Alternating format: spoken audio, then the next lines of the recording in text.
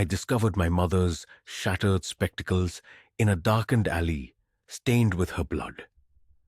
Just 2 hours earlier, 3 gang members had dragged her there, beaten her into unconsciousness, and abandoned her to perish for a mere $23. The police promised an investigation, but I'm no ordinary son. As a Navy SEAL, I knew these 3 individuals had just committed the gravest error of their lives. They remained blissfully ignorant of the retribution awaiting them.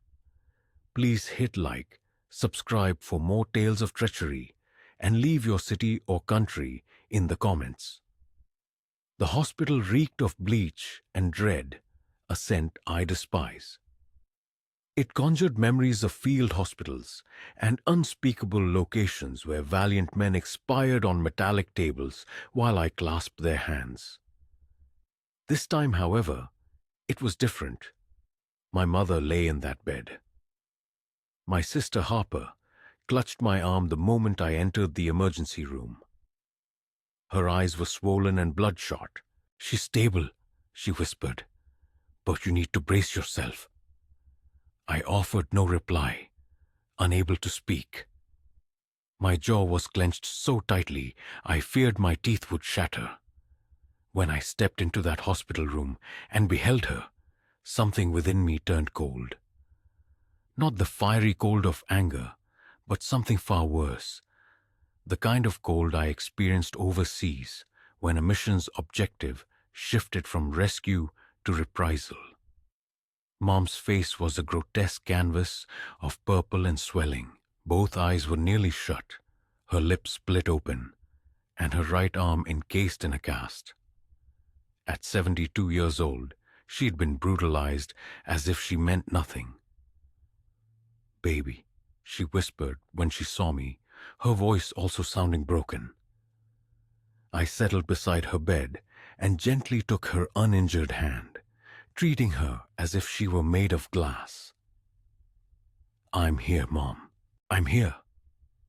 She began to weep softly, tears silently tracing paths down her bruised cheeks. "They came out of nowhere," she recounted. "I was just walking home from the store. It was still light outside. I had my groceries in my purse and then 3 young men blocked my path." My hands trembled, and I hid them beneath the blanket to conceal my distress from her. "They asked for money. I said I'd give it to them, but they didn't wait. One of them grabbed my purse, and the other 2, they pushed me into the alley." Her voice cracked. I fell. I tried to get up, but they just kept hitting me, kicking me, laughing. The word emerged like grinding gravel. They thought it was funny. One of them said, "Stupid old lady. Thinking she can walk around here?" They confiscated everything. Her purse, her groceries, even her wedding ring. She held up her swollen hand, her finger bare. The ring my father had given her 45 years earlier was gone. Harper wept behind me, but I did not. Not yet. "Did you see their faces?" I asked. "Yes. I'll never forget them." "Good." A doctor, a young man perhaps 30 years old, looking utterly exhausted, entered. "Mr. Kane, I'm Dr. Patel. Your mother has 3 broken ribs, a fractured arm, severe bruising, and a mild concussion. She's lucky to be alive, if that jogger hadn't found her when he did." He didn't complete the sentence. "When can she go home?" I inquired. "A few days. We want to monitor her." I nodded. "Thank you." After he departed, a police officer appeared. Overweight, with a bored expression, clutching a small notebook as if he longed to be anywhere else. "Mrs. Kane, I'm Officer Stevens. I need to ask you some questions about the attack." My mother recounted the entire ordeal again, every excruciating detail.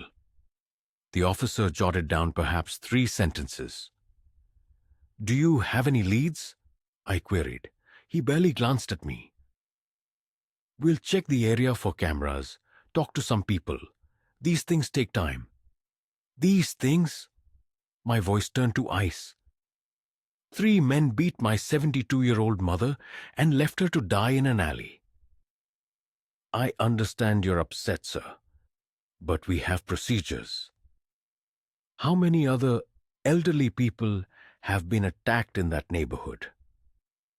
He shifted uncomfortably. There have been a few incidents. A few? We're doing everything we can. No, they weren't. I could read it in his eyes. This was just another case file, another elderly woman who would be forgotten by tomorrow. After he left, I kissed my mother's forehead. Get some rest, Harper. I'll stay with you tonight. Where are you going? Harper asked. To get some air. Dominic, she followed me into the hallway. Don't do anything stupid. I'm just going for a drive. You're lying. I know that look. That's your mission look. I didn't respond. The police will handle this, she insisted. No, they won't. Dominic, please.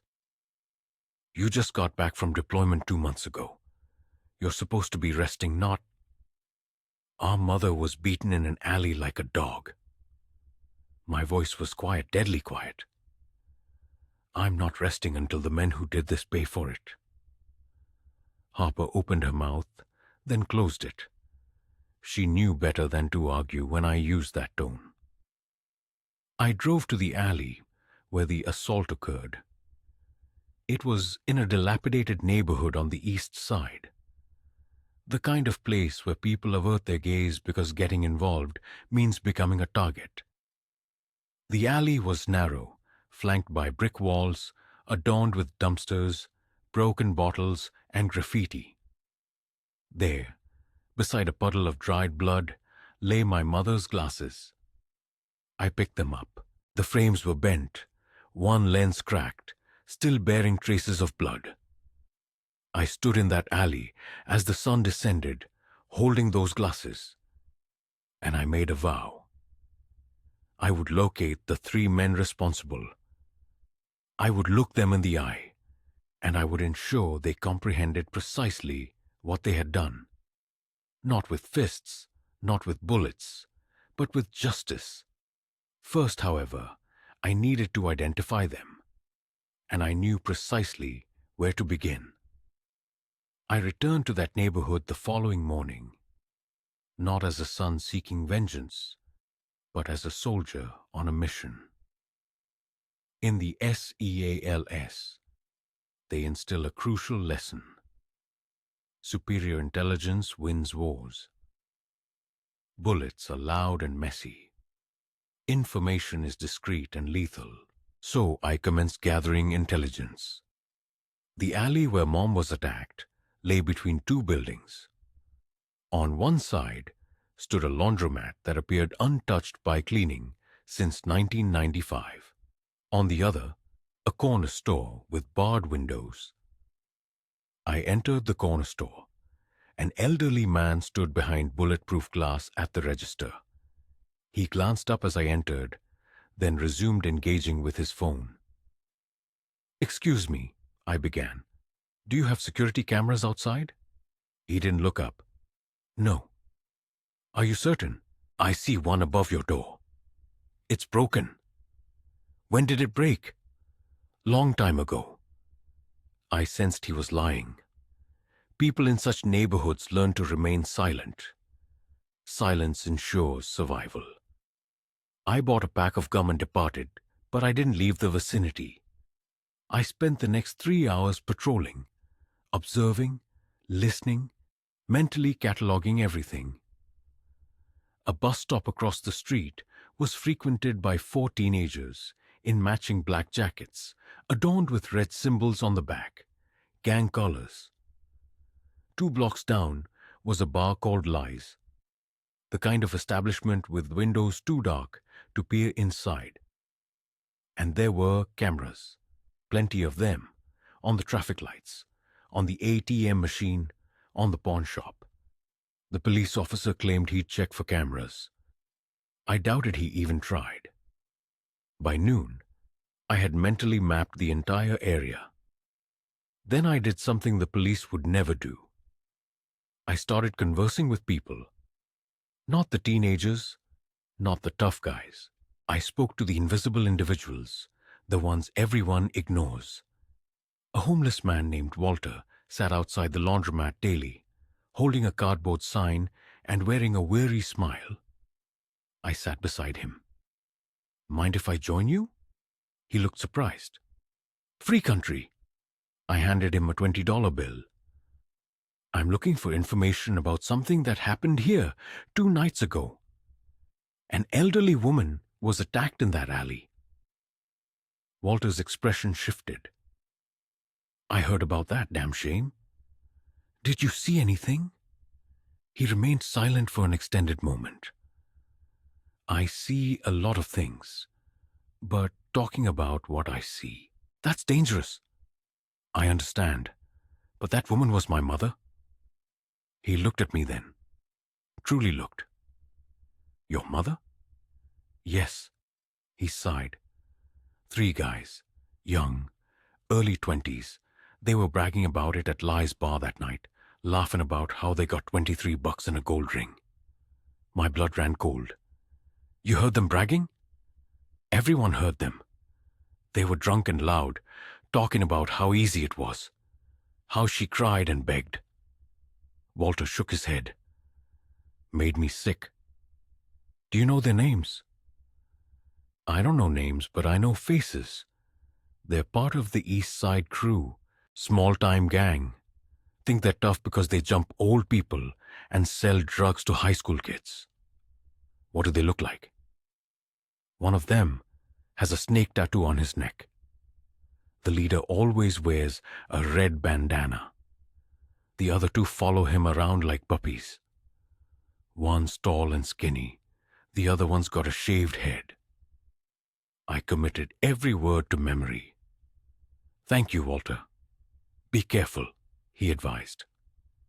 "Those boys are stupid, but they're connected. Their leader's uncle is some big-shot lawyer who gets them out of trouble every time. A lawyer, of course." I then proceeded to Lie's bar. It was 1 p.m., yet the establishment was already open.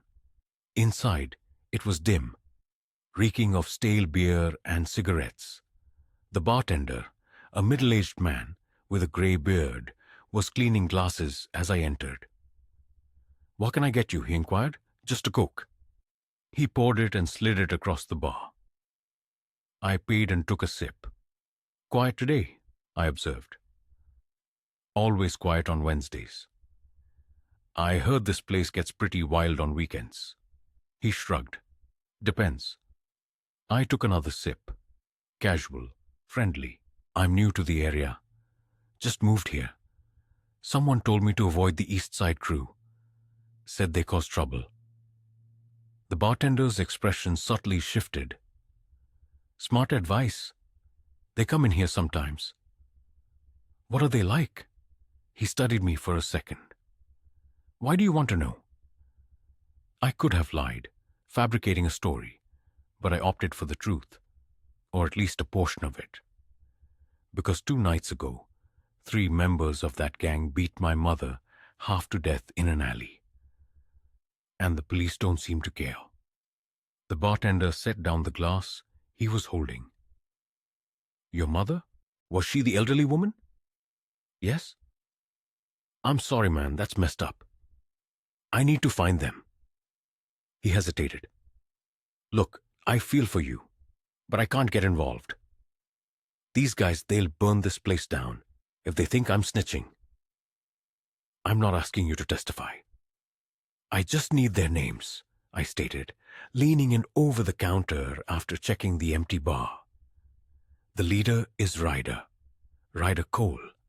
The tall, skinny one is Kyle. Don't know his last name. The one with the shaved head is Mason Grant." The bartender's voice was low. "Do they frequent this place?" I inquired. "Every Friday night, without fail. They occupy the back corner, drink heavily, and typically instigate fights. he replied, shaking his head. Is there anything else I ought to be aware of? I pressed. The bartender met my gaze directly. Yes, Ryder's a repeat offender. Last year he assaulted an elderly man, leaving him hospitalized for 3 weeks. The charges were dropped, though, because his uncle pulled strings. People fear him because he seems to operate above the law. Never faces consequences, I echoed, a steely resolve settling over me. We'll see about that. I thanked him and departed, my next destination being the hospital. My mother was conscious when I arrived, and Harper was helping her with soup. How are you feeling, Mom? I asked, pulling a chair closer to her bedside. Better, she replied, her voice weak. Still difficult to breathe. Mom, I need you to examine some photographs, I stated, pulling out my phone. Harper interjected. Dominic, she needs her rest. This will only take a moment, I assured her. I had spent the past hour scouring social media. Ryder Cole was not difficult to locate. His digital footprint was extensive. He consistently posted images of himself flashing gang signs, displaying wads of cash and firearms, and posing at Li's bar. Among them, a photo from 3 days prior showed all three of them. Ryder, with his serpentine tattoo and red bandana. Kyle, tall and slender, and Mason with his distinctive shaved head. I presented the photo to my mother. Her hands began to tremble. That's them, she whispered. That's them. Are you certain? I pressed. I'll never forget those faces. The one with the snake tattoo. He's the one who kicked me while I was on the ground. Harper glanced from the phone to me, a question in her eyes. What are you going to do? What the police should have already done, I responded, my voice firm. Find them. And then what? She asked. I offered no immediate reply, for the truth was, I hadn't yet formulated the full extent of my plan. What I did know, with absolute certainty, was that Ryder Cole, Kyle, and Mason Grant had profoundly underestimated their chosen victim. They had dismissed my mother as just another casualty, an effortless target. Another anecdote to recount for amusement at the bar.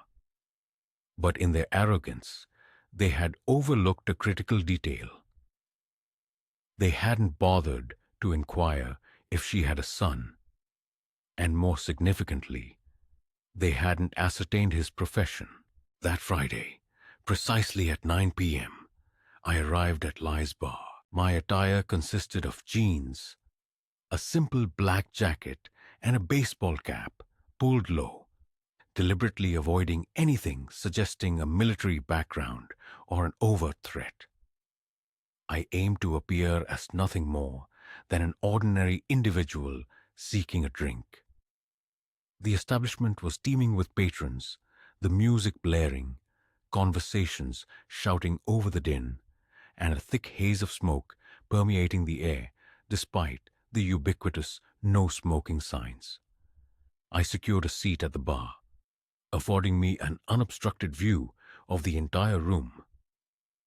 The same bartender from my earlier visit offered a swift nod of acknowledgement but remained silent. A shrewd move on his part. I ordered a beer and settled into a patient wait. Approximately 20 minutes later, they made their entrance. Ryder Cole, his neck adorned with the snake tattoo, a red bandana tied around his head, strode in with an air of absolute ownership. Trailing behind him, Kyle and Mason guffawed at something Ryder had apparently said. My hands instinctively tightened around my beer bottle. Every fiber of my being urged me to confront them immediately, to bring the situation to an abrupt end.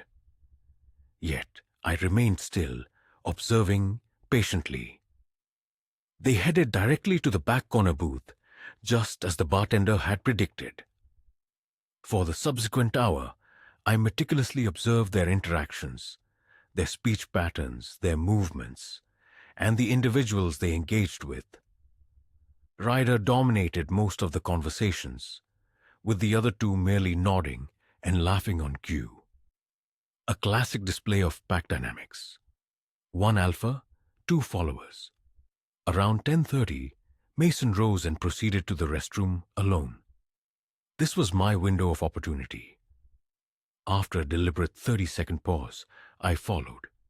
The restroom was a deplorable sight, graffiti defacing every wall, one stall conspicuously lacking a door, and the sink precariously attached. Mason stood at a urinal, seemingly oblivious to my entrance. I approached the sink and began washing my hands, presenting an air of casual belonging. Having finished, Mason moved to the adjacent sink. Up close, he appeared shorter than I'd anticipated, perhaps 5 feet 8 inches, with a shaved head and a faint scar above his left eyebrow. He cast a fleeting glance in my direction before averting his gaze, evidently dismissing me as just another anonymous presence in a bar restroom. That's when I spoke. "Mason Grant." He froze. "What? Your name is Mason Grant. You're 22 years old. You reside on Maple Street with your grandmother." His face paled, the color draining from it completely. "Who are you?" he stammered. I turned to face him fully, meeting his gaze with an unwavering intensity. "2 nights ago, you and your associates dragged an elderly woman into an alley. You brutalized her, fractured her ribs, and stole her wedding ring. You laughed as she pleaded for mercy." I paused, allowing my words to sink in. That woman was my mother. The last vestiges of color vanished from his face. He recoiled, hitting the wall behind him. "Look, man, He trailed off, clearly terrified. "I know where you live," I continued, my voice measured. "I know where your grandmother lives. I know what car you drive. I know everything about you." "Are you threatening me?" he managed to ask. "No," I replied, my voice an icy calm. "I'm simply providing you with information, just as you provided my mother with information when you cruelly informed her that she was foolish for walking in that neighborhood." Mason's hands began to tremble. "What do you want?" "Justice," I stated. "I didn't do anything," he protested. "You stood by and watched," I corrected him. "That makes you an accomplice." He attempted to move toward the door, but I subtly altered my stance, blocking his path. I laid no hand on him. It wasn't necessary. "You have 2 options," I said quietly. "Choice 1. You go to the police. You tell them everything. You testify against Ryder. You fulfill your civic duty." "Are you insane? Ryder will kill me," he exclaimed, his voice laced with panic. "Choice 2, I continued, unperturbed. You do nothing, and then you face the consequences that are heading your way." "What consequences?" he asked feebly. I leaned in, my voice dropping to a near whisper. "Me?" Mason's breathing quickened, a clear sign of his rising panic. "I'm a Navy SEAL," I continued, my voice now carrying an undeniable weight of authority. "I've hunted terrorists in countries whose names you can't even pronounce. I've tracked individuals through deserts, over mountains, and across sprawling cities. And I have never, ever failed a mission. You can't do anything to me. That's assault. That's—" "I don't need to physically touch you," I interjected, cutting him off. "I simply need to make your life an absolute impossibility. For every job you apply for, I will be present. Every place you attempt to conceal yourself, I will find you. And every moment you mistakenly believe yourself to be safe, you will be profoundly mistaken." He was hyperventilating, so rapidly that I genuinely believed he might lose consciousness. Alternatively, I said, stepping back slightly, you do the right thing. You cooperate. You testify. And perhaps, just perhaps, you receive a lighter sentence. Perhaps you're afforded the opportunity to rebuild your life instead of perpetually glancing over your shoulder for the next 2 decades. Mason stared at me, his entire body visibly trembling. I'll consider it, he whispered, his voice barely audible. You have 48 hours, I informed him, before turning and leaving the restroom, exiting the bar without a backward glance.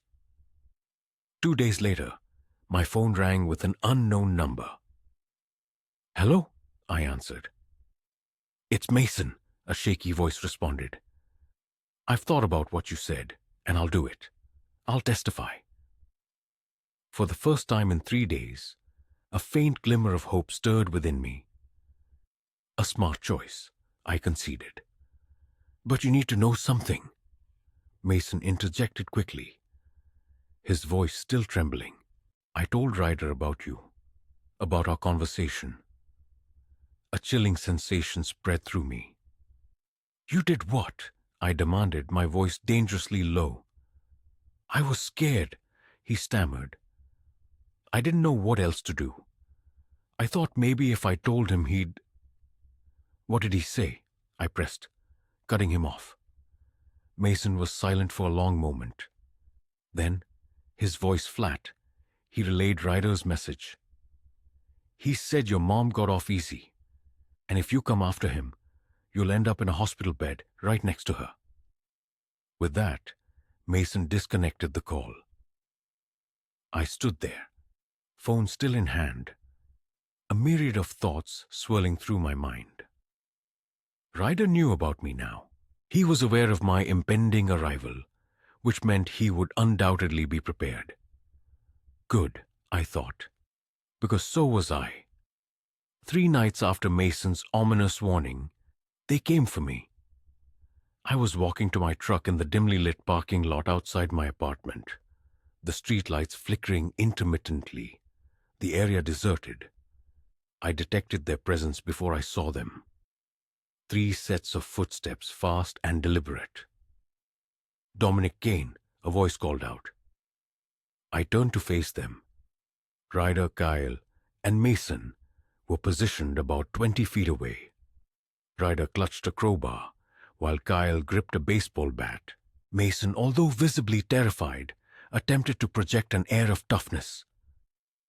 You must be Ryder, I stated calmly, my voice betraying no emotion. You've been asking questions about me, threatening my boys, Ryder sneered. Big mistake. Others in my situation might have fled, called the police, or pleaded for mercy. I did none of those things. Your boys, I scoffed. Mason called me. He intends to testify against you. Ryder laughed, a harsh, dismissive sound. Mason's a liar. He's loyal to the crew. Aren't you, Mason? Mason nodded vigorously. Yeah, loyal, he mumbled. See? Ryder said, taking a step closer, tapping the crowbar against his palm. Now, here's what's going to happen. You're going to forget about your mom. Forget about us. And if you don't, we'll put you in the hospital. Or worse. Worse, I mused. A faint, almost imperceptible smile playing on my lips. You viciously assaulted a 72-year-old woman, and now you're threatening me? Your mom should have stayed home, Ryder retorted, his voice dripping with contempt. Old people don't belong on our streets. That declaration solidified my decision. None of them would be walking away from this encounter unscathed. Come on then, I said quietly, my voice holding an undercurrent of menace. Ryder lunged, swinging the crowbar directly at my head. I moved swiftly to the left, the weapon missing by mere inches. Kyle advanced from the right, brandishing the baseball bat. I ducked, expertly seized his wrist, and twisted forcefully. He screamed in pain, dropping the bat. Mason charged forward, but I sidestepped, leveraging his own momentum to slam him face first into the side of my truck. In under 10 seconds, all three were on the ground. Ryder scrambled to his feet, pulling a knife from his pocket. "You're dead!" he snarled, lunging at me. I swiftly caught his wrist, twisting it until I heard the sickening sound of snapping bones. The knife clattered to the pavement as Ryder shrieked. I swept his legs out from under him, sending him crashing onto the concrete with a jarring thud. Then, I calmly retrieved my phone and began recording. "What are you doing?" Ryder gasped, clearly disoriented. "Gathering evidence," I stated, my voice steady. "You just attacked me with weapons. That constitutes assault with a deadly weapon. Attempted murder, if we're being precise." Kyle attempted to rise, but I placed my boot gently, yet firmly, on his chest, just enough to keep him pinned. "Stay," I commanded. Mason was crying, blood trickling from his nose. "Please, man, please." I continued recording. "State your names for the camera." "I'm not saying anything," Ryder spat, defiance in his eyes. "Fine," I conceded. "I already possess footage of you admitting to attacking my mother. Your mom should have stayed home. That, Ryder, is a confession." Ryder's eyes widened in recognition and dawning horror. "You recorded that?" "I record everything." In the distance, sirens grew louder. Someone had undoubtedly called the police. I kept my phone trained on all three of them until the squad cars arrived. 2 officers emerged, their hands poised on their weapons. "Hands up," one of them shouted. I slowly raised my hands, my phone still recording. "I'm the victim here," I announced calmly. "These 3 men attacked me with weapons. I merely defended myself." The officers surveyed Ryder, Kyle, and Mason, lying incapacitated on the ground, then turned their attention to me, standing perfectly composed. "You did that?" one officer asked, his voice laced with disbelief. "I'm former military," I replied, my gaze unwavering. "Navy SEAL. I know how to handle myself." Authorities thoroughly searched all 3 assailants, uncovering a knife, a crowbar, and a bat. Drugs were discovered in Kyle's pocket. One officer recognized Ryder, prompting a terse exchange. "Cole, seriously, didn't you just make bail last month?"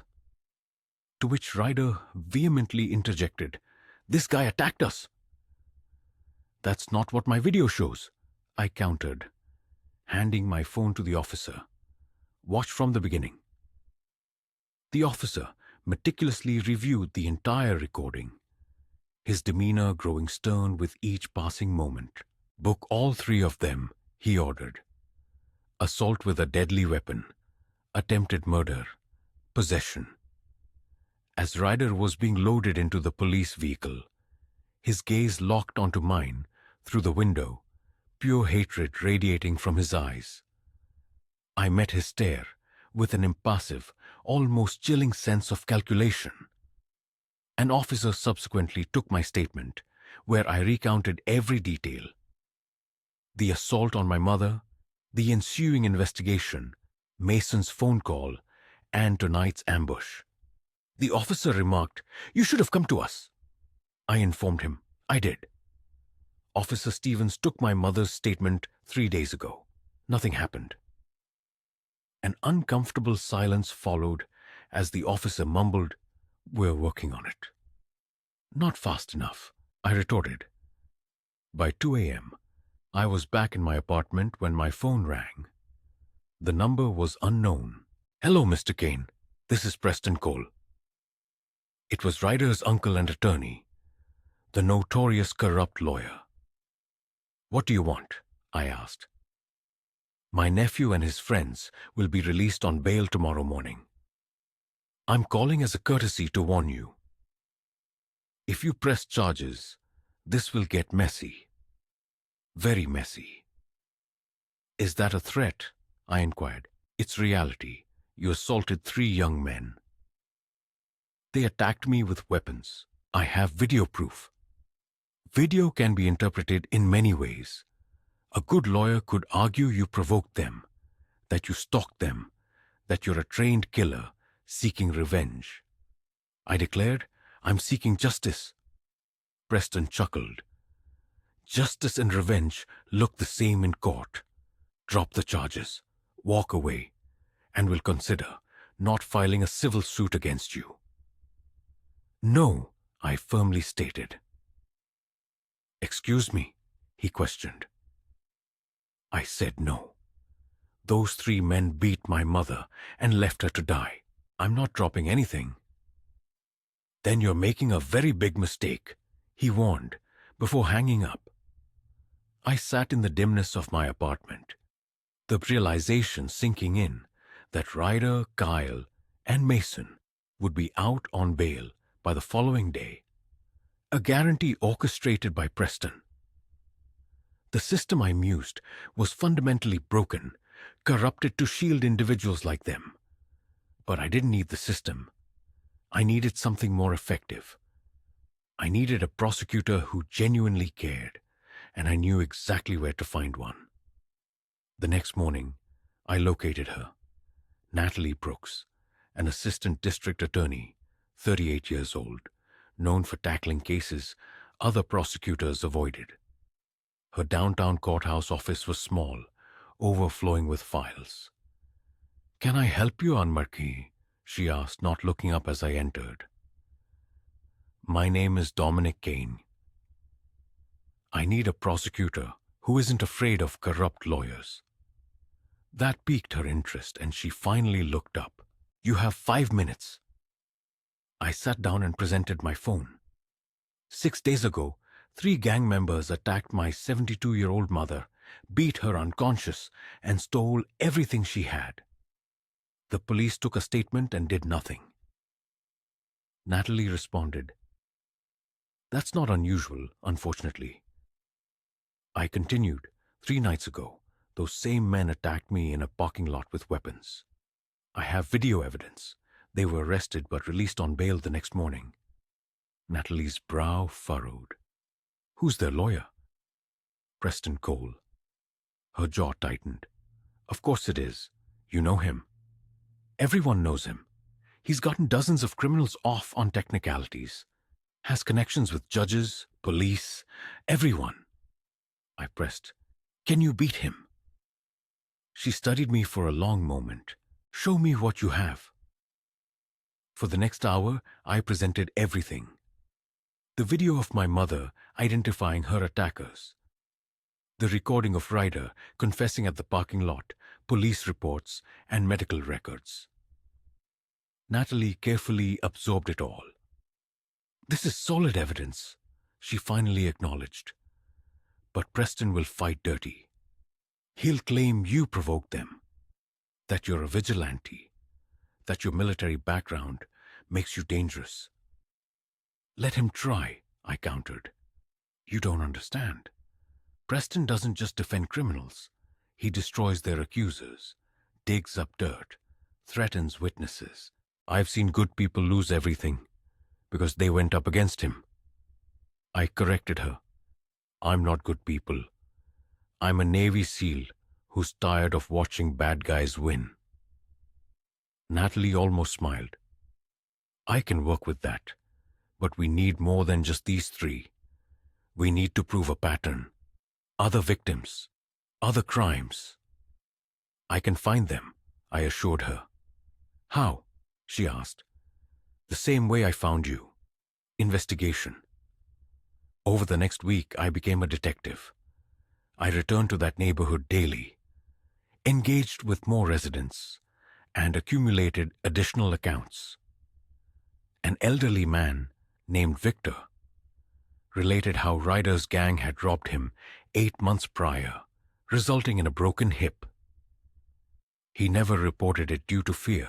A woman named Clara described how they had mugged her teenage son, taking his phone and wallet and beating him badly enough to require stitches.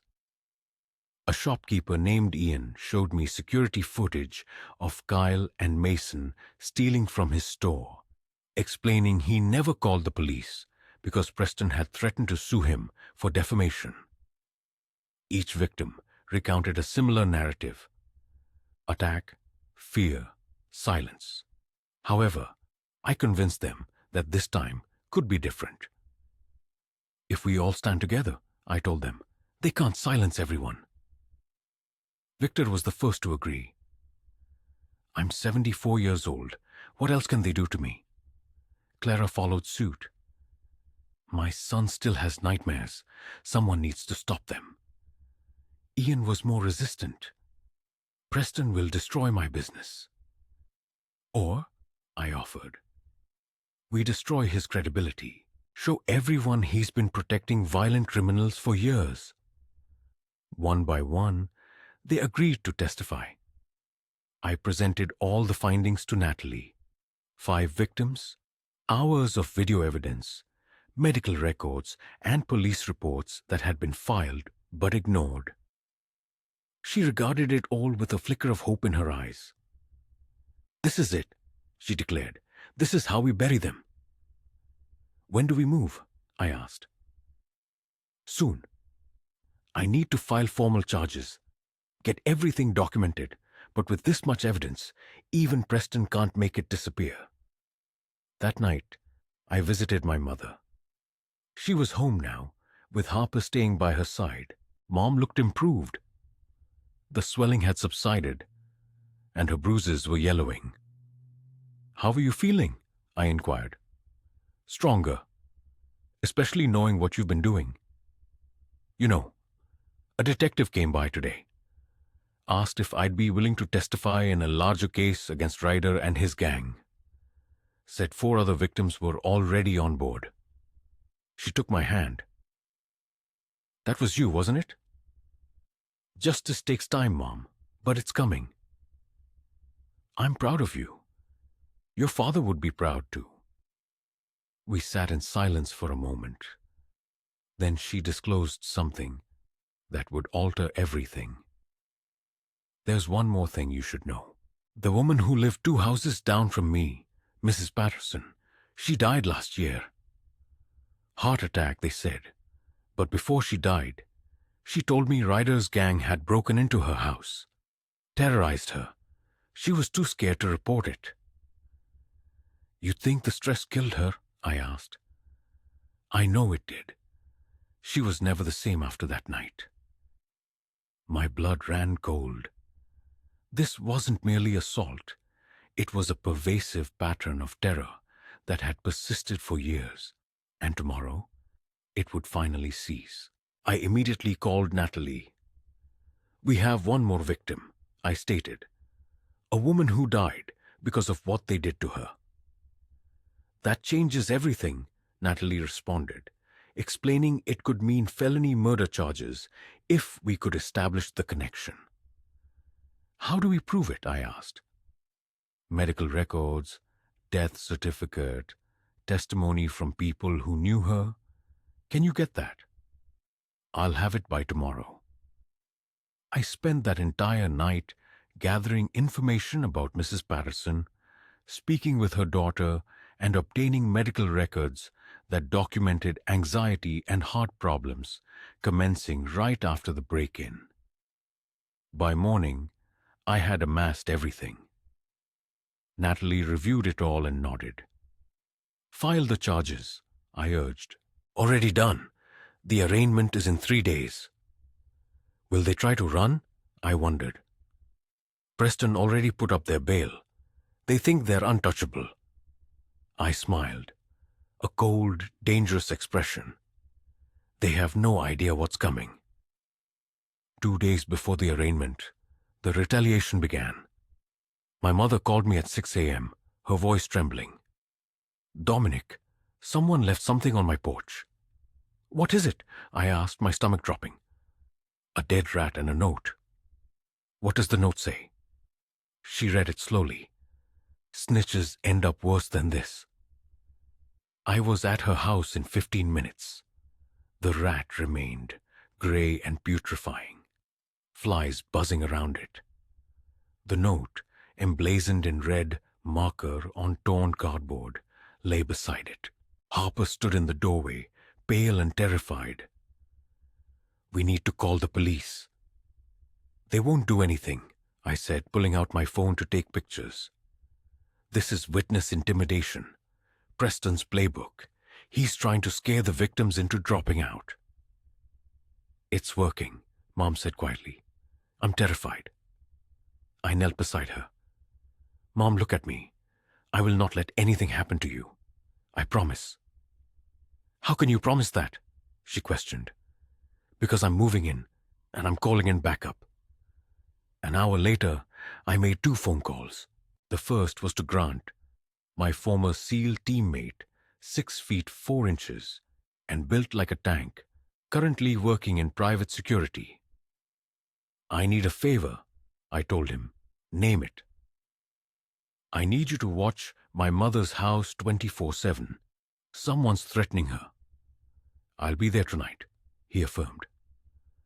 The second call was to Tristan, another teammate, an expert in surveillance and counterintelligence. I need eyes on 5 addresses, I instructed him. The other victims in this case, someone's trying to intimidate them. Send me the list. I'll handle it, he replied. By that evening, Grant was positioned outside my mother's house in an unmarked car. Tristan had installed cameras at the homes of the other victims. We were ready for whatever came next. It came at midnight. Tristan called me. Movement at Victor's house. 2 males. They're spray painting something on his garage door. Can you see their faces? I asked. Got them on camera. Clear as day. Don't engage. Just record everything. 10 minutes later, Tristan sent me the footage. Kyle and Mason spray painting the word dead across Victor's garage in red paint. I immediately forwarded it to Natalie, who called back within minutes. This is perfect. Witness intimidation, destruction of property. I can add this to the charges. They're getting desperate, I observed. Good, she replied. Desperate people make mistakes.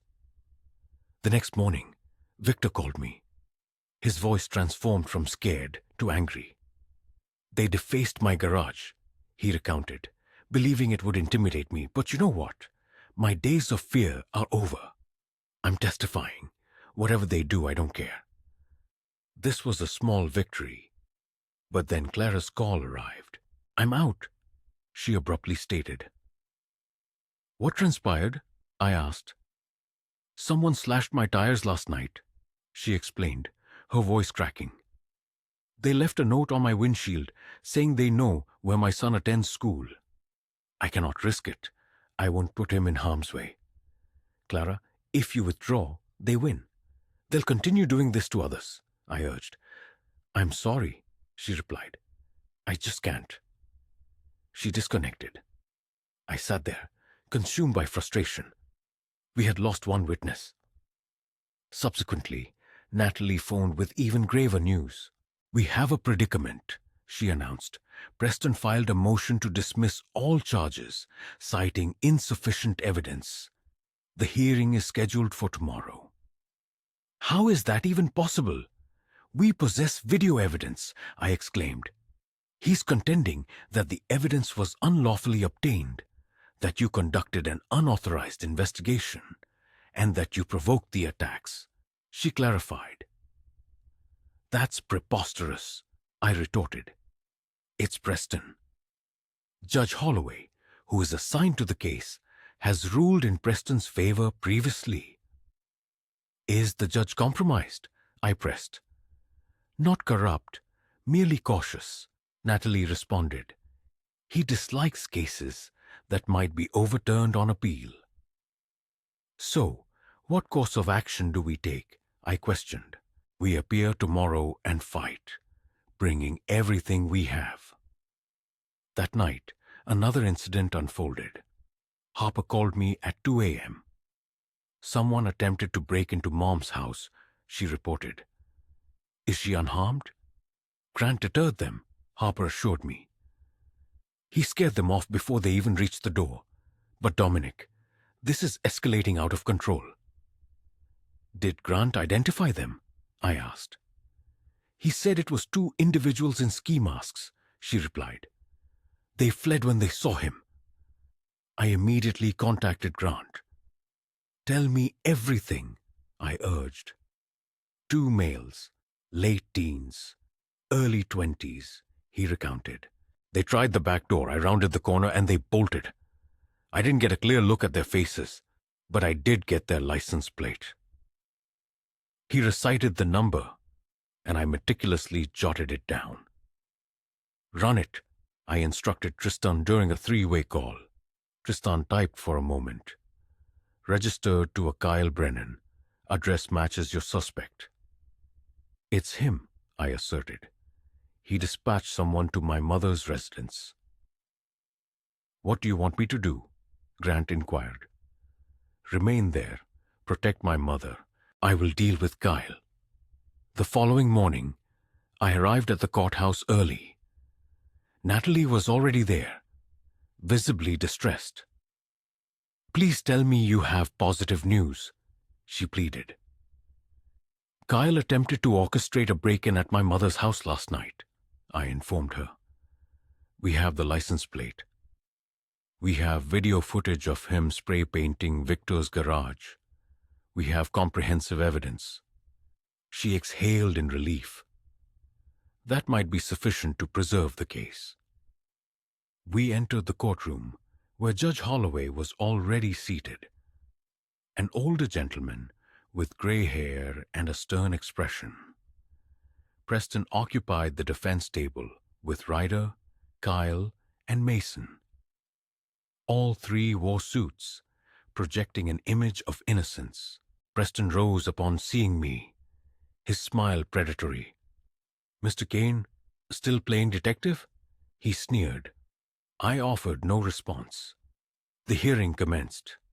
Preston argued for 30 minutes, expounding on illegal evidence, vigilante justice, and how I had supposedly harassed and provoked his clients.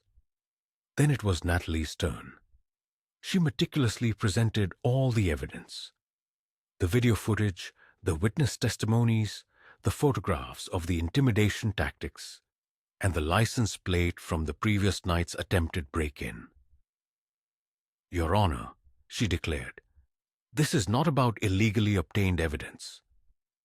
This concerns a persistent pattern of violence and intimidation that has gone unchecked for years. The defense seeks to have these charges dismissed because they are fully aware of their guilt. Judge Holloway remained silent for a considerable period. Then he spoke. The motion to dismiss is denied. This case will proceed to trial. Bail is revoked for all three defendants pending trial. Preston immediately stood up. Your Honor, I have heard enough, Mr. Cole, the judge interjected. These men pose a clear danger to witnesses. Bailiff, take them into custody. Ryder's face drained of color. Kyle began shouting. Mason simply stared at the floor. As they were led away in handcuffs, Ryder cast one final glance at me, and I met his gaze. Justice was finally within reach. With Ryder, Kyle, and Mason now incarcerated, I assumed the worst was behind us. I was mistaken. 3 days later, Natalie called, her voice laced with panic. We've got a significant problem, she interjected. Someone leaked the witness list to the media. All their names, all their addresses. How did that occur? I demanded. I don't know, she admitted. That information was sealed. Only a select few had access to it. Preston, he's a lawyer, not a cop. He shouldn't have been able to get it. Then someone provided it to him, Natalie stated, her voice quiet. You suspect a leak within the police department? I inquired. I'm certain of it, she affirmed. That afternoon, every witness received threatening phone calls from unknown numbers, all conveying the same message. Withdraw or face consequences. Victor called me, visibly angered.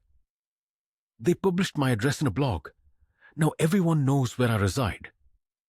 Ian called next. Someone vandalized my store, broke the windows, and spray-painted "snitch" across the front. My mother's phone rang 12 times in 1 hour, all from blocked numbers, all silent calls intended to terrify her. This was not a random occurrence. It was a meticulously organized effort. I contacted Tristan. I need you to delve into something. Find out who had access to that witness list and when. While he worked, I conducted my own investigation. I returned to the police station where Officer Stevens had taken my mother's original statement. The lackadaisical officer, who had shown minimal concern. I found him at his desk eating a sandwich. Officer Stevens, I began. He looked up annoyed. What do you want? I want to know why you failed to investigate my mother's case, I asserted. I informed you that these matters require time, he replied. Really? Because 3 days after I filed the complaint, Ryder knew my name and where I resided. How did he obtain that information? Stevens's facial expression subtly shifted. A fleeting flicker, but I observed it. I'm not aware of what you're referring to, he stated. You leaked the police report to Preston Cole, didn't you? I accused. That's a grave allegation, he retorted. It's the truth, I affirmed. He stood up. Get out of here before I arrest you for harassment. I remained in place. How much did he pay you? Leave now, he declared. I exited, but I knew I was correct. That night, Tristan called. You're not going to believe this, he began. Try me, I challenged. I've traced the leak, he reported. Someone from within the police department remotely accessed the witness files 3 times in the last week. Can you identify who? I asked. Already done. Officer Michael Stevens. There it was. Can you provide proof? I inquired. I have server logs, timestamps, everything, he confirmed. He accessed the files and forwarded them to an external email address. Whose email? I pressed.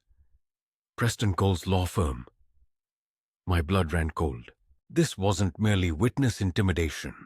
It was pervasive corruption. I immediately contacted Natalie. I know who the leak is. Officer Stevens. He's been feeding information to Preston for an unknown duration. Can you prove it? She asked. Tristan has digital evidence, server logs demonstrating Stevens accessed sealed files and transmitted them to Preston's firm. That's a felony, Natalie exclaimed. If we can substantiate this, Preston could be disbarred. Stevens could face imprisonment. What's our next move? I questioned. We set a trap. The following day, Natalie created a fictitious witness list, adding a fabricated name and address, labeling it confidential, and storing it in the same system Stevens had previously accessed. Then we waited. 2 days later, Tristan called. Someone accessed the fake witness list, same IP address, same email forwarding to Preston's firm. We got him. Natalie immediately filed a complaint with Internal Affairs, presenting all the evidence, the server logs, the email forwards, everything. Within 48 hours, Officer Stevens was suspended pending investigation. But we weren't finished. Natalie filed a motion with the State Bar Association, presenting evidence that Preston had knowingly received illegally obtained information and used it to intimidate witnesses in an active criminal case. The Bar Association initiated an emergency investigation. Preston attempted to retaliate, filing motions, issuing public statements, dismissing us as vigilantes and liars. But the evidence was irrefutable. 1 week later, Preston Cole was suspended from practicing law, pending a full hearing that could result in permanent disbarment. Without Preston, Ryder, Kyle, and Mason lost their protective shield. The public defender assigned to them was a young woman named Paige, fresh out of law school and ethically sound. She reviewed the evidence and candidly informed them, "You are going to lose. Your best option is to accept a plea deal." Ryder, however, refused. "I demand a trial," he insisted. "That is your right," Paige conceded. "But you should be aware that the prosecution possesses video evidence, 5 witnesses, medical records, and now evidence that your former lawyer was illegally obtaining information to intimidate those witnesses. A jury will decimate your case." Kyle cracked first. He contacted Natalie through Paige, expressing his desire to cooperate and testify against Ryder in exchange for a reduced sentence. Mason followed 2 days later. Suddenly, Ryder was isolated. The trial was scheduled for 3 weeks hence, but the most significant development occurred the day before jury selection. Natalie called me, her voice radiating excitement. "You need to come to my office immediately." I arrived 20 minutes later. She presented me with a file. Internal Affairs concluded their investigation into Stevens, and they uncovered something entirely unexpected. I opened the file. Inside were records indicating that Preston had paid Stevens over $50,000 in the past 2 years. Bribes for information on dozens of cases, not just ours. "This is far more extensive than we initially realized," Natalie remarked.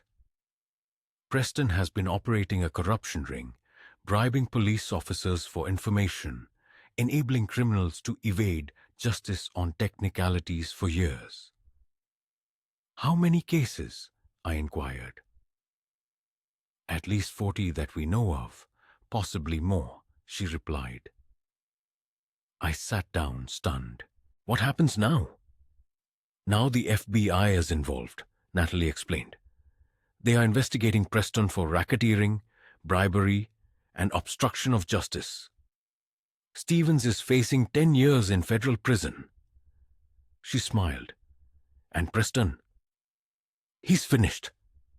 For the first time in weeks, I experienced a sensation akin to peace.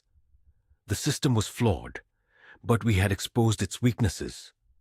Slowly, it was beginning to mend itself. Tomorrow, the trial would commence, and Ryder would finally face accountability. The courtroom was filled to capacity, with media photographers in the back rows and cameras positioned outside. This case had transcended the personal impact on my mother. It now represented a battle against corruption, a pursuit of justice, and a test of the system's efficacy. I occupied a seat in the front row, directly behind Natalie.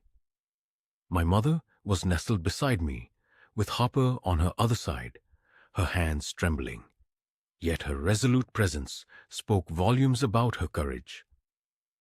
Across the aisle, Ryder sat in isolation at the defense table, accompanied by Paige, his new legal counsel.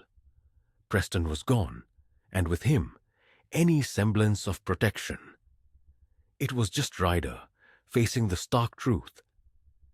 He appeared diminished, strangely less menacing, resembling a frightened youth who had finally run out of places to conceal himself. Judge Holloway entered, and everyone rose before being directed to be seated.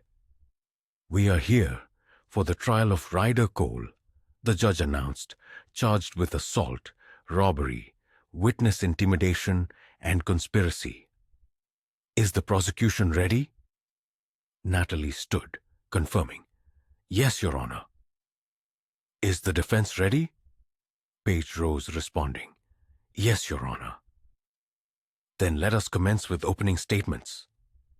Natalie advanced toward the jury, a panel of 12 ordinary citizens who held Ryder's fate in their hands. Members of the jury, Natalie began. This case is straightforward. The defendant, Ryder Cole, headed a gang that terrorized elderly individuals within their own neighborhood. They specifically targeted the vulnerable, the defenseless, those incapable of fighting back. She then gestured towards my mother. That is Elena Kine. She is 72 years old. 3 weeks ago, the defendant and his gang dragged her into an alley and savagely beat her unconscious. They broke her ribs, fractured her arm, stole her wedding ring, and shockingly, they laughed as they inflicted this cruelty. The jury's gaze shifted to my mother, some expressing evident anger. But Eleanor is not the sole victim. Over the upcoming days, you will hear testimony from other elderly individuals who endured similar fates.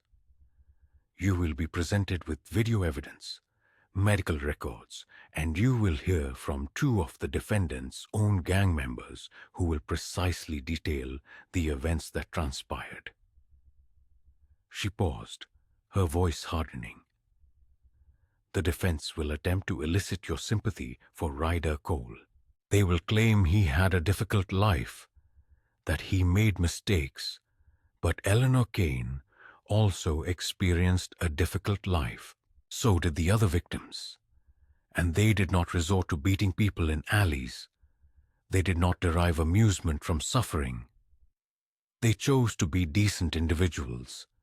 The defendant made a different choice. Natalie then returned to her seat. Page stood to present the defense's opening statement, her demeanor betraying nerves. Ladies and gentlemen, my client made deplorable choices. I will not mislead you. However, this case extends beyond his actions. It delves into their underlying reasons. Ryder Cole grew up in abject poverty.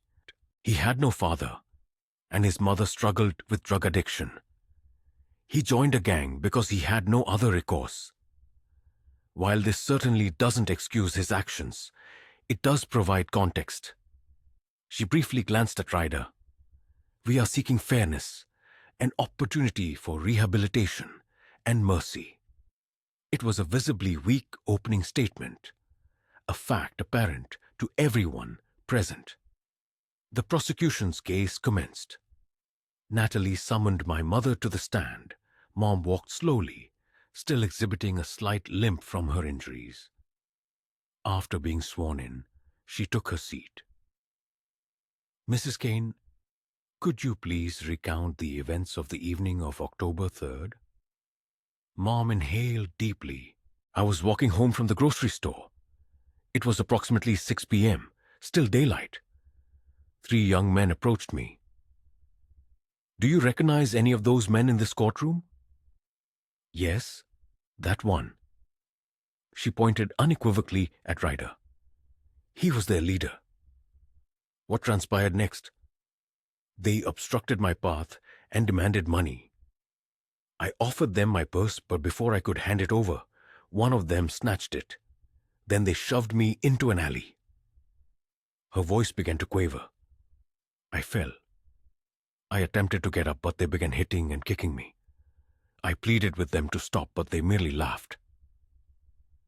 What is the last thing you recall? The one with the snake tattoo. Him. She pointed at Ryder again. He kicked me in the head. Then everything went dark. I awoke in the hospital. The jury remained silent, some visibly horrified. Page attempted cross-examination, but found herself without any substantive questions. My mother's testimony was both clear and utterly devastating. Next, Natalie called Victor, who narrated his account of Ryder's gang robbing him months prior and breaking his hip. Then Ian testified, followed by another victim, and then yet another. Each narrative echoed the same harrowing experience: attack, terror, and the chilling sound of laughter. On the third day, the trial's pivotal moment arrived. Natalie called Kyle to the stand. Kyle approached in an orange jumpsuit, having already pleaded guilty, and testifying as part of his plea agreement. "Mr. Kyle, please describe the events of the night of October 3rd. Kyle's voice was subdued.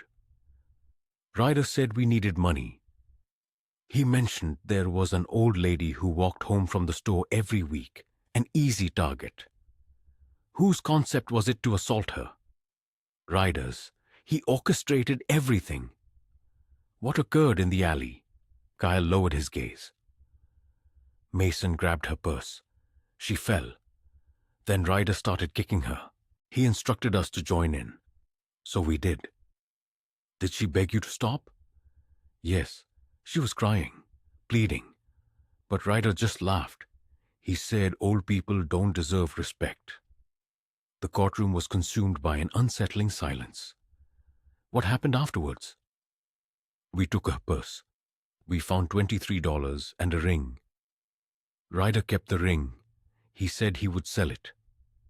Natalie held up a gold ring encased in an evidence bag. "Is this the ring?" Kyle nodded. "Yes." "Where was it discovered?" "In Ryder's apartment. Police recovered it during the arrest." Ryder's face paled. Page had no questions. Mason testified next, his story precisely corroborating Kyle's. On the fourth day, Natalie called me to the stand. I approached, was sworn in, and sat down. "Mr. Kane, what is your relationship to Eleanor Kane?" "She is my mother." "What is your profession?" "I am a Navy SEAL." The jury sat up straighter. This reaction was customary upon hearing my profession. "Tell us what transpired when you learned about the attack." I recounted everything. Discovering her in the hospital, the ensuing investigation, confronting Mason, the parking lot ambush, and locating the other victims. "Why did you get involved?" "Because the police were not doing enough. Because my mother deserved justice. And because I knew if I didn't stop them, they would harm someone else." Natalie then presented my videos to the jury. The confrontation in the parking lot, Ryder's confession, the weapons, everything. Page attempted to portray me as a vigilante during cross-examination, but her efforts were ineffectual. "Mr. Kane, isn't it true you utilized your military training to intimidate my client?" "I utilized my training to defend myself when your client attacked me with weapons. There is a distinction." The jury nodded in agreement. On the fifth day, both sides rested their cases. Closing arguments followed. Natalie's presentation was powerful. "The evidence is overwhelming. The defendant is guilty. Grant Eleanor Kane and the other victims the justice they unequivocally deserve." Page, despite her best efforts on behalf of her client to argue for a second chance, found little traction. We all implicitly understood the impending outcome. The jury deliberated for 6 hours. Upon their return, the four women stood. "Have you reached a verdict?" "We have, Your Honor." "On the charge of assault?" "Guilty." "On the charge of robbery?" "Guilty." "On the charge of witness intimidation?" "Guilty." Every single count resulted in a guilty verdict. Ryder's head drooped. He didn't weep, merely gazing fixedly at the table. Judge Holloway scheduled sentencing for 2 weeks later. As we exited the courtroom, my mother squeezed my hand. "Thank you," she whispered. "It's not over yet, but we're close." 2 weeks seemed an eternity, but finally, sentencing day arrived. I drove my mother to the courthouse. She was dressed in her finest attire, the same dress she had worn to my father's funeral 5 years prior, stating it made her feel strong. "Are you nervous?" I inquired. "No, I am ready to see this conclude." The courtroom was again filled to capacity. All the victims were present: Victor, Ian, and the others. We had, in a sense, formed a family through this arduous nightmare. Ryder was brought in, clad in an orange jumpsuit and handcuffs. He looked altered, thinner, older. Prison was already leaving its mark. Judge Holloway entered, and everyone rose. "Please be seated. We are here for sentencing in the matter of the state versus Ryder Cole. Before I deliver this sentence, I will hear from the victims. Mrs. Kane, would you like to speak?" My mother rose slowly and walked to the front. She held no notes, speaking directly from her heart. "Your Honor, I'm 72 years old. I have lived in this city my entire life, raised 2 children, and worked as a nurse for 40 years. I have witnessed violence. I have treated victims, but I never imagined I would become one." She turned to face Ryder. "That night in the alley, I believed I was going to die. I thought my final memory would be of strangers laughing as they harmed me. But I survived. And now I am standing here, and you are sitting there. That is justice." She turned back to the judge. "I do not seek revenge. I seek safety. I want to know that other elderly people will not endure what I did. Therefore, I ask that you impose a sentence that protects individuals like me. Thank you." She then sat down, and Harper embraced her. Victor spoke next, followed by Ian.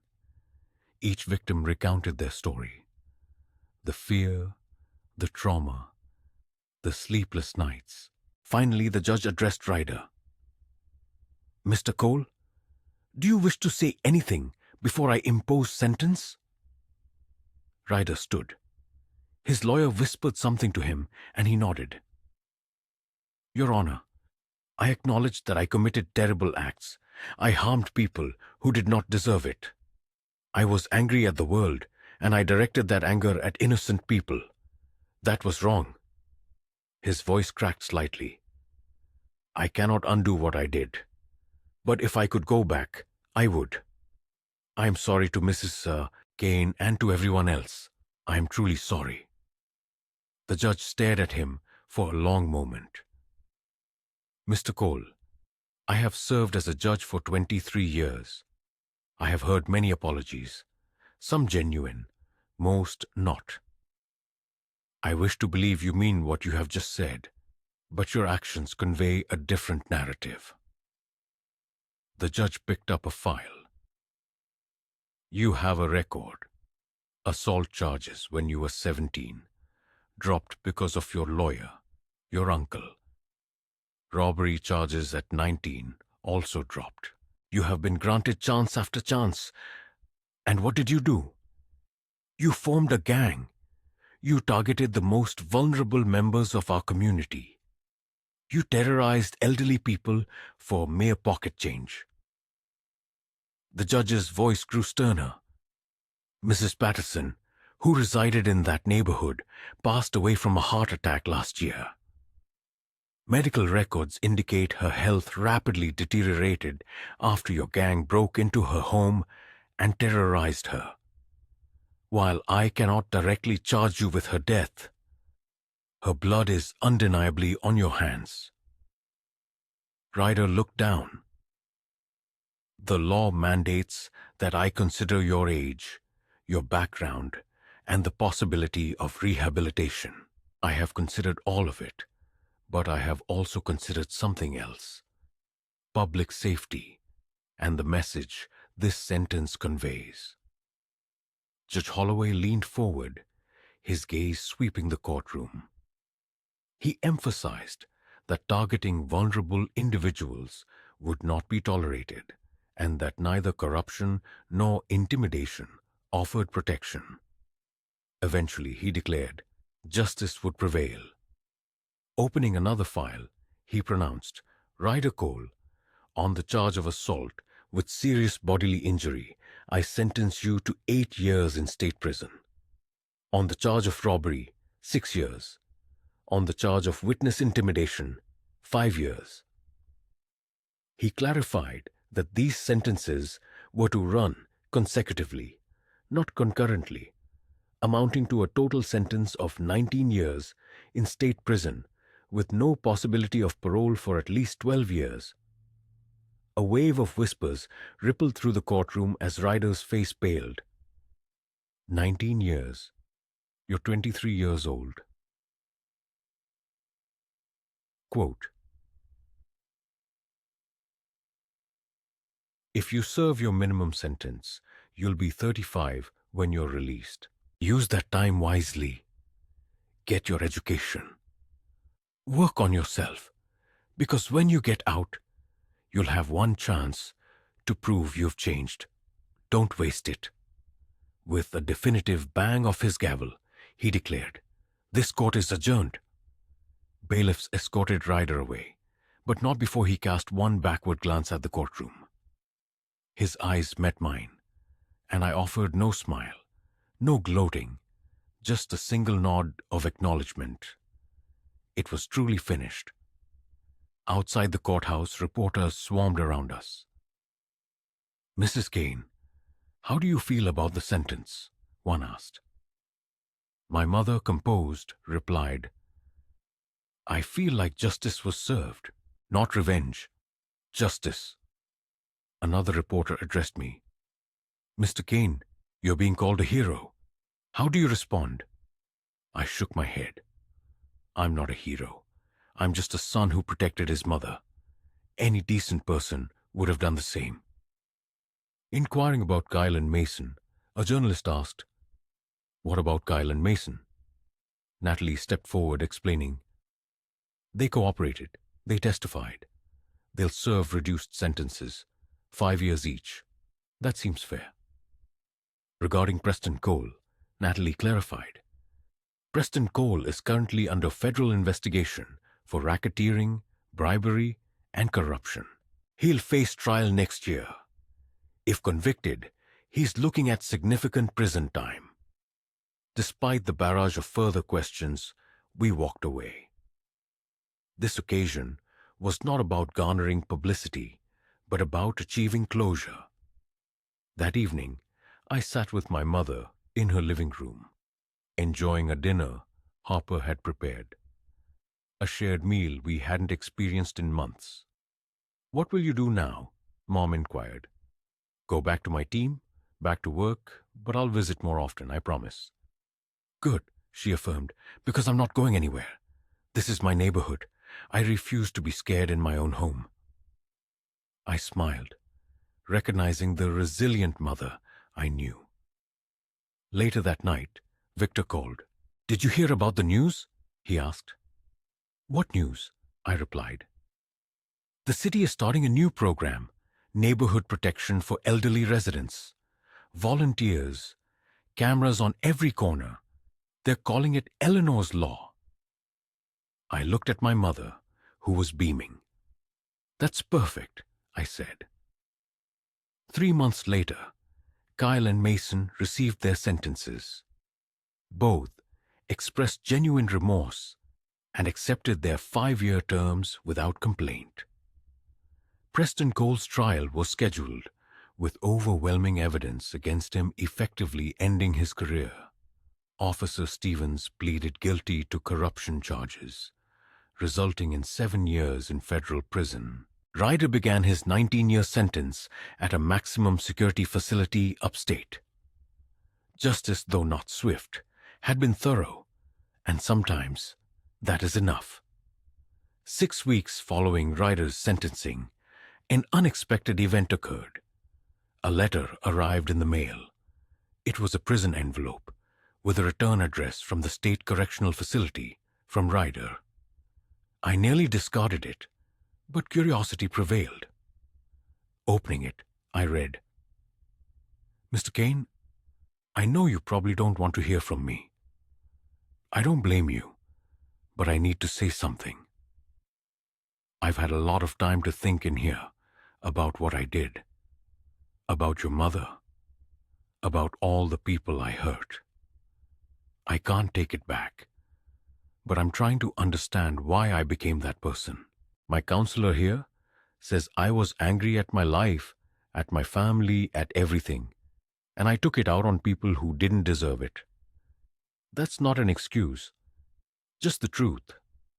I'm working on my GED now, taking classes, trying to be different. I don't expect forgiveness. I just wanted you to know that your mother's strength changed something in me. When she stood in that courtroom and said she wanted safety, not revenge, I realized how much damage I'd caused. I'm going to spend the next 12 years trying to become someone worth forgiving. Thank you for not giving up when the system failed. You showed me what real strength looks like. Ryder. I read the letter twice, then showed it to my mother. She read it slowly, and when she finished, tears welled in her eyes. What do you think? I asked. I think he's trying. Whether he succeeds or not, that's up to him. But trying is a start. Are you going to write back? I inquired. She paused for a long moment. Maybe someday, when I'm ready. That was enough.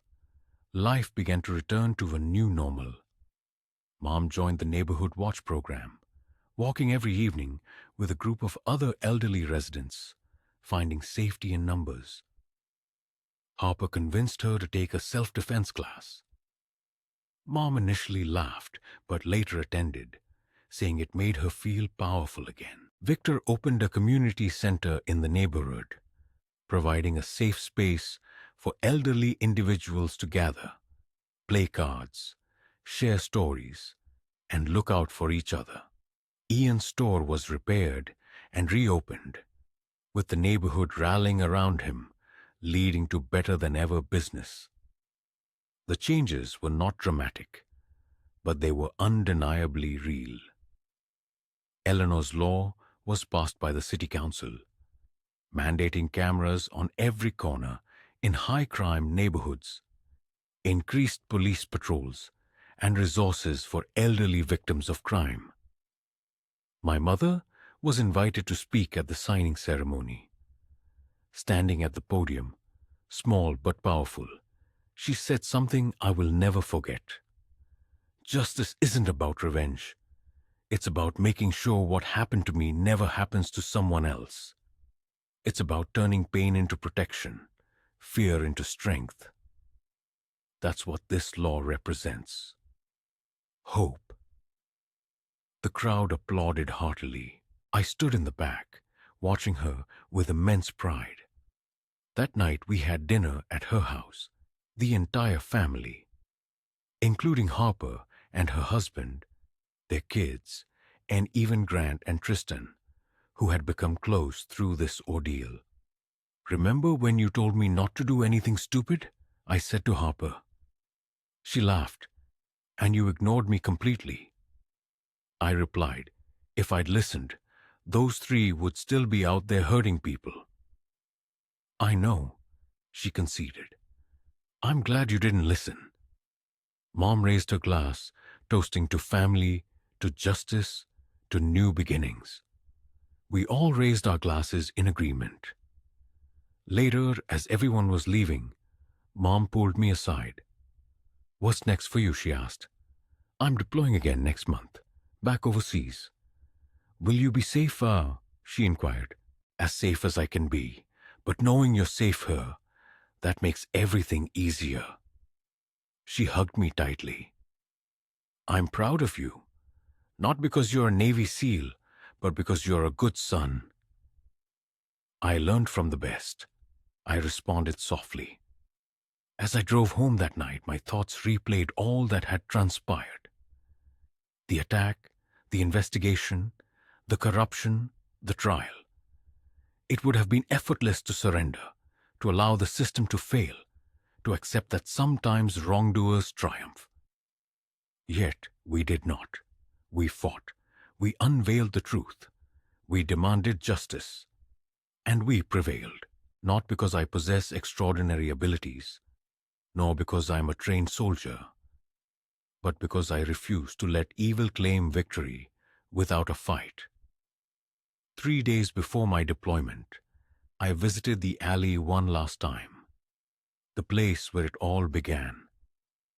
It looked significantly different now, cleaner. Someone had painted over the graffiti, and the dumpsters were gone, replaced by a small memorial garden adorned with flowers, a bench, and a plaque that read, "In memory of those who suffered here, may this place now bring peace." I sat on the bench for a while, reflecting and remembering. My phone buzzed with a text from Natalie. "Preston plead guilty to all charges. 15 years federal prison. It's over. We won." I smiled.